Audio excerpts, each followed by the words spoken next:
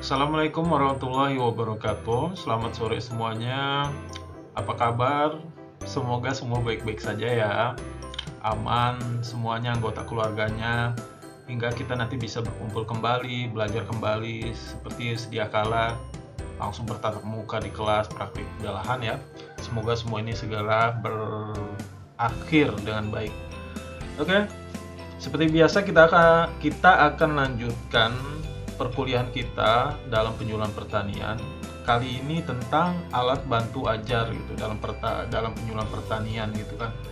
Alat bantu ajar itu seperti apa sih, Pak? Nah, untuk masuk ke dalam itu sebelumnya saya mau menunjukkan video nih. Yuk kita tonton dulu ya. Semoga jelas dan menarik. Oke, kita mulai. รู้กินเหล้าเครียดเลิกเหล้าทำงาน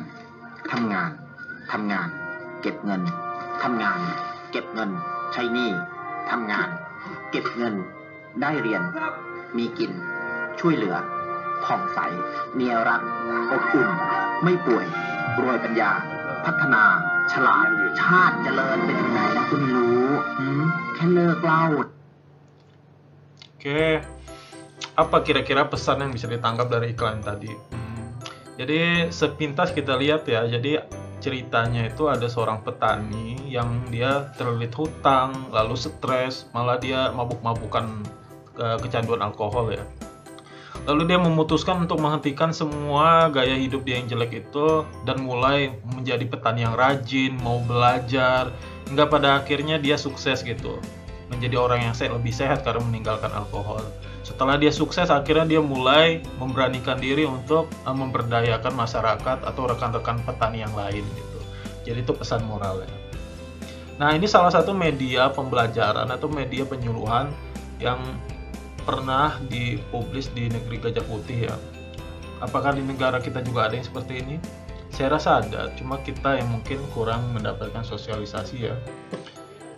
Oke, kita lanjutkan ke materi kita.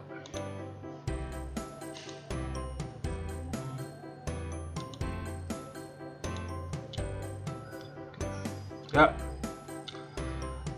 Jadi banyak sekali ya buku-buku yang bisa kita pakai. Misalkan kalian mau belajarnya lebih enak pakai buku ya. Khususnya untuk peningkatan kemampuan komunikasi kita gitu. Kenapa sih komunikasi itu penting? Penting sekali deh. Karena nanti setelah kalian lulus, kemudian bekerja, percayalah maka kemampuan utama yang bakal kalian sering pakai atau dibutuhkan tempat kamu bekerja itu adalah kemampuan komunikasi gitu kan. Seperti apa sih berkomunikasi yang baik itu? Banyak sekali. Jadi silakan dibaca ya bukunya, atau kalian bisa lihat video YouTube atau dari radio, bahkan ke acara radio kan, belajar dari para penyiar. Dan ya ini ya, jangan malas untuk belajar ya. Oke.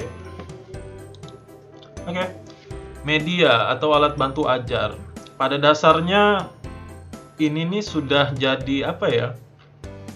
Sudah jadi hal yang biasa di dunia manusia sejak zaman dahulu kala. Kalau kalian ingat Sunan Kalijaga, dia menggunakan media berupa media visual ya, wayang yang disebut dengan wayang itu untuk mensiarkan gitu kan, mensiarkan pesan agama Islam gitu kan. Jadinya orang tertarik gitu mau melihat, kemudian akhirnya banyak orang yang mau memeluk Islam. Nah, itu salah satu contoh penyuluhan ya, tapi dalam hal ini ada penyuluhan dalam bidang religi di masa lampau. Wahai Pak Dalang, terangkan padaku apa itu alat bantu ajar. Oh, ada dialognya, oke. Kata Pak Dalangnya, yakni segala alat yang digunakan untuk membantu menjelaskan gitu kan. Kalau ternyata alatnya itu hanya mempersulit kita atau tidak membantu sama sekali dalam menjelaskan materi gitu atau ilmu yang ingin kita sampaikan, ya untuk apa gitu kan. Keberadaan dia kita butuhkan itu ketika kita rasa dia bisa membantu kita menjelaskan. Kira-kira artinya seperti itu ya. Kayak sampean wahai wayang. Oke, mengapa kita butuh alat bantu ajar sih dalam pengajaran itu? Karena pada prinsipnya namanya alat bantu ajar itu membuat pengajaran itu menjadi lebih menarik gitu, lebih cantik, sehingga nantinya lebih mudah untuk dipahami gitu kan. Kenapa sih Pak? Apa hubungannya menarik dengan mudah dipahami? Jadi menurut riset ya, manusia itu akan lebih fokus ya, artinya fokus dalam belajar untuk sesuatu yang ia sukai. Seperti kalian ya, misalkan yang berbicara itu adalah teman biasa akan berbeda, misalkan yang berbicara itu misalkan seseorang yang kalian suka gitu kan, yang cantik ya, misalnya seperti itu. Ayo ngaku sekarang pada WA-an sama siapa, social distancingnya. Nah, dia dalam prinsipnya itu membantu menstimulasi panca indera manusia gitu. Apa aja sih panca indera manusia tuh? Ada mata ya, ada pendengaran, telinga ya, bahkan kulit juga bisa, bahkan penciuman dan lidah bisa juga dipakai untuk distimulasi untuk dalam pembelajaran itu. Nah, itu juga alat bantu mengajar itu juga bisa untuk mengatasi gangguan. Misalkan ya, saya menggunakan alat bantu mengajarnya itu katakanlah pakai mikrofon. Maka bisa jadi ini bisa saya gunakan misalkan di suatu tempat yang banyak misal lalu lalang kendaraan gitu. Jadi saya perlu gitu alat bantu mengajarnya itu mungkin lewat pengeras suara gitu, alat membantunya. Lalu bisa juga dia kenapa diperlukan itu karena keterbatasan fisik gitu kan. Bisa jadi si pengajarnya itu, atau contohnya seperti saya ya, suaranya nggak bisa besar, tegas seperti Pak Mupin ataupun Bu Lidi gitu kan. Jadi saya membutuhkan misalnya alat bantu gitu kan, biar kalian juga bisa lebih jelas menangkap informasi dari saya. Nah, sekarang kita masuk ke jenis-jenis atau macam-macam media atau alat bantu mengajar gitu. Oke, banyak, yang jelas banyak dia jenisnya. Lalu digolongkan, dia masuk ke visual, ada juga yang audio ya, atau sering disebut oral, suara, atau juga sering juga disebut dia media lisan ya.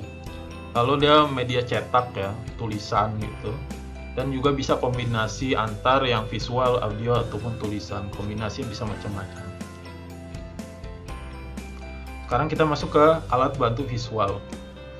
Seeing is believing, ini ungkapan yang sering kita ulang-ulang di kelas kita. Jadi orang tuh tidak bisa percaya sepenuhnya sebelum dia melihat langsung atau merasakan langsung gitu. Nah, kalau alat bantu visual ini contohnya tuh banyak. Ada gambar, berupa gambar, poster, diagram, lalu ada figurin tuh kayak patung model gitu loh, patung kecil, contoh-contoh miniatur gitu ya, buku bergambar, bahkan spidol pun tergolong ya, karena kita gunakan untuk menggambar secara tidak langsung ya. Lalu papan tulis, misalnya sudah ada gambar di situ dan sebagainya.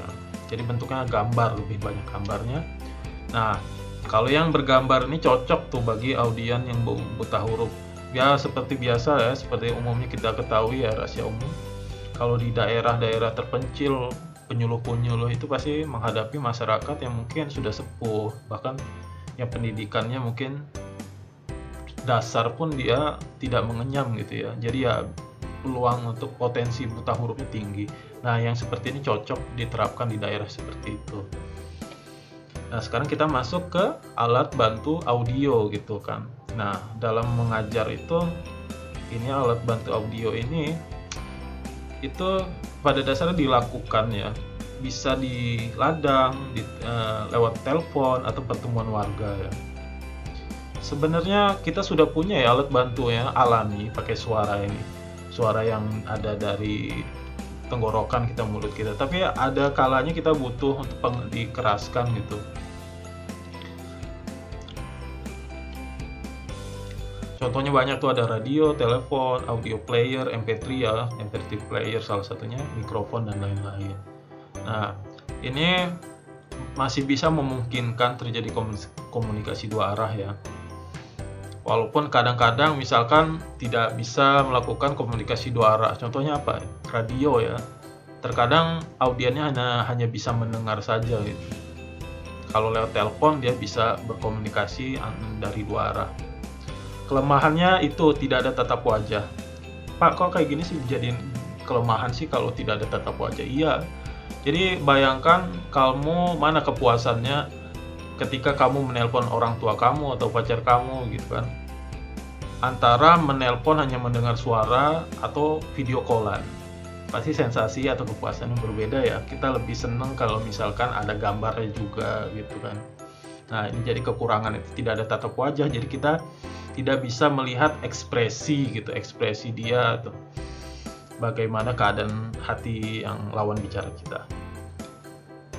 Nah, sekarang alat bantu tulisan atau media cetak. Banyak sekali, ada surat, buletin, surat kabar, SMS juga termasuk ya, walaupun dia digolongkannya elektronik ya. Pokoknya dia dalam bentuk, yang penting dia dalam bentuk tulisan.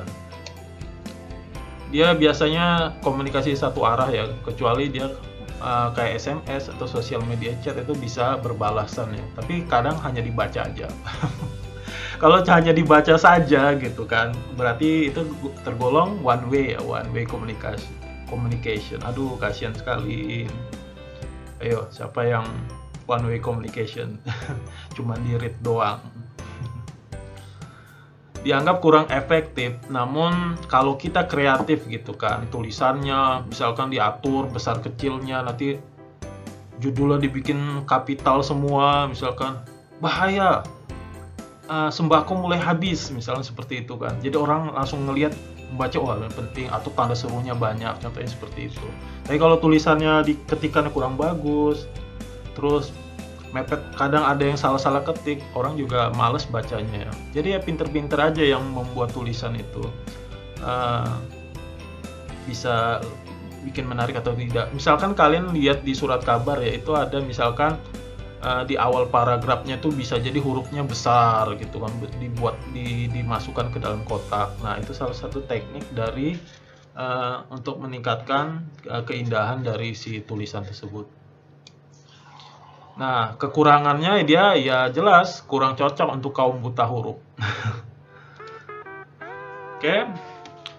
Kira-kira kalau ngelihat gambar ini apa? Ingat apa SpongeBob ya? Oke.